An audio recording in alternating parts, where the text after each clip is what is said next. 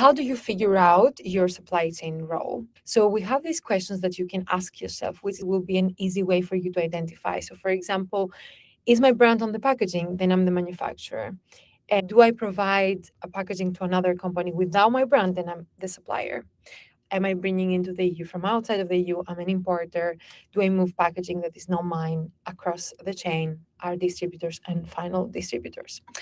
But why is this important? It's because the supply chain roles define your roles and responsibilities on how the packaging is produced.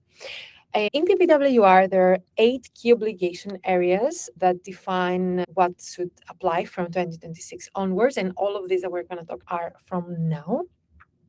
So the pattern here is that we have the manufacturer carrying the heaviest load. So if you see in the column manufacturer, they have to create everything, draw up, make sure that they do all of these things.